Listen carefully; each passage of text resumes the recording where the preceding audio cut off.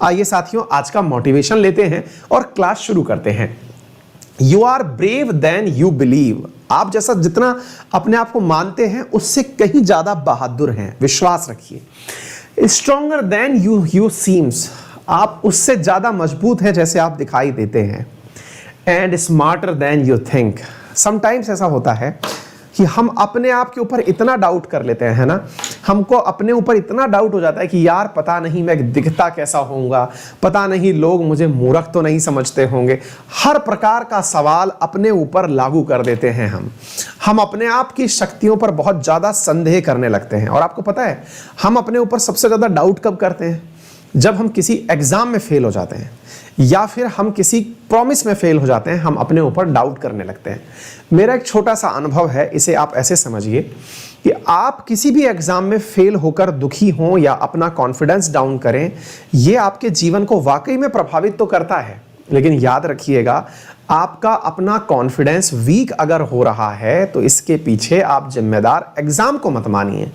जिम्मेदार अगर मानना है तो अपने कमिटमेंट को मानिए जिसको आप पूरा कर सकते थे। क्योंकि एग्जाम आपके बस में इसलिए नहीं है क्योंकि आपकी पढ़ाई रिजल्ट में तब्दील हो जाएगी। ये तो तभी संभव है जब जिनसे आपका कंपटीशन है वो आपसे कम पढ़ाई करें। जिनसे आपका कंपटीशन है यदि वो भी अच्छी पढ़ाई कर रहे हैं तो भाई ये तो कॉम्पिटिटिव मामला है ना। जितना आप पढ़े उससे ज्यादा कोई और पढ़ लिया, जितना आप बढ़िया सवाल करके आए उससे ज्यादा कोई और करके आ गया। इसलिए जब भी दिमाग में किसी प्रकार की निराशा आए तो सबसे पहले यह सोचिए कि आपने जो अपने आप से एक्सपेक्ट किया था उतना परफॉर्म कर पाए या नहीं। रिजल्ट से अपने आप को जज मत करिए। कई बार ऐसा भी हो सकता है कि आप अपना रिजल्ट जो है वो आपकी मेहनत के विपरीत हो। आपने बहुत कम मेहनत की, आप बहुत अच्छे से पास हो गए, आपको वो खुशी नहीं मिलती है।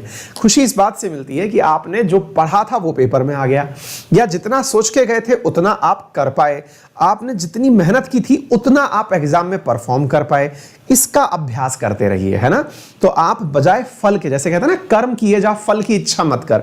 असल में ये जो व्याख्या है ना, इसको थोड़ा समझने की आवश्यकता है। फल का मतलब ये है कि आप रिजल्ट से प्रभावित ना हो, आप प्रभावित हो कि आपने काम को कितने अच्छे से किया, तो फल तो स्वतः ही आपको खुश करेगा।